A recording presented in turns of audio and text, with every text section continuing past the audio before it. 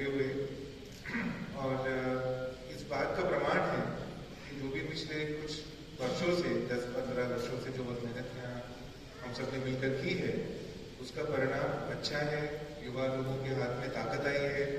नए रोजगार के सूत्र उनके हाथ में लगे हैं और न केवल डूंगरपुर अपने गांव में नहीं, ये एक्चुअली यहाँ की जो ताकत है वो दूर दूर तक फैली। मुझे मालूम है कि स्टेप एकेडमी के प्रयासों से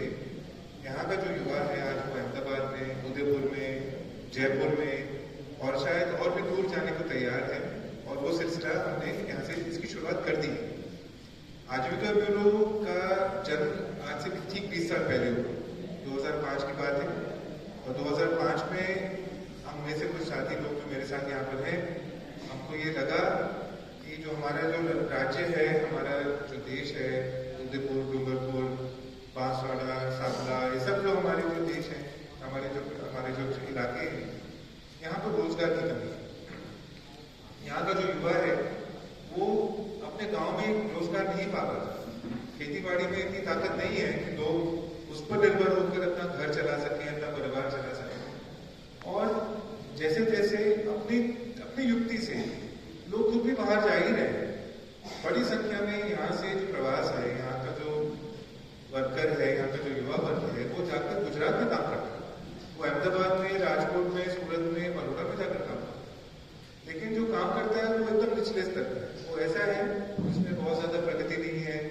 जो कमाता है वो सालों तक उसमें कोई बदलाव नहीं आता, जो न्यूनतम मजदूरी पर भी शायद ना काम कर पाता, उस प्रकार का काम करता है। अब डूंगरपुर और उदयपुर जैसे ग्रामीण इलाकों में तो बहुत ज्यादा रोजगार है नहीं, तो जो रोजगार मिलेगा वो तो शहरों में ही मिलेगा। लेकिन जो पढ़ लिख जाते हैं, जो ITI से निकले, जिन्होंने ग्रेजुएशन की, जो हाथ में कोई तकनीकी शिक्षा का हुनर उसके हाथ में आया, वो तो फिर भी शायद अपनी लाइन बना लेंगे। लेकिन जो कम शिक्षा के अभाव में अपनी स्कूली शिक्षा को पूरी ना कर पाए, जिनके घर में पूंजी नहीं है, जिनको किसी भी तरह की फॉर्मल औपचारिक ट्रेनिंग का अवसर नहीं मिला है, उनके लिए क्या अवसर है? तो आजीविका ब्यूरो का एक बड़ा जो एक उद्देश्य था कि हम उस वर्ग के साथ काम करें जो यहाँ से निकलकर प्रवास पर गुजरात में जाता है, जो कोई कानूनी संरक्षण नहीं पाता, जिसको कोई सहायता के लिए उसके लिए कोई खड़ा नहीं हुआ। तो संस्था मेनली उस वर्ग के लिए काम करे जो मजदूरी में इस समय बिना किसी विकल्प के चला गया है। तो आजीविका ब्यूरो के अलग अलग कार्यक्रम है, उसमें एक बड़ा कार्यक्रम हमारी कानूनी सेवा है। पीछे आप देखेंगे लेबर लाइन नामक एक काफी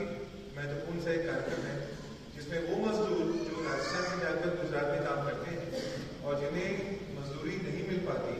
जिनके काम में कटौती, जिनकी वेतन में कटौती होती है, उनको कैसे शीघ्रतर जल्दी ही न्याय मिले, उनका खोया हुआ पैसा उनकी जेब में वापस आए, उसमें एक बड़ा महत्वपूर्ण काम लेबर लाइन करती है। एक बड़ा सा कानूनी सेवा है जो ये करती है। बल्कि अगर आप उस स्टॉल पे जाएंगे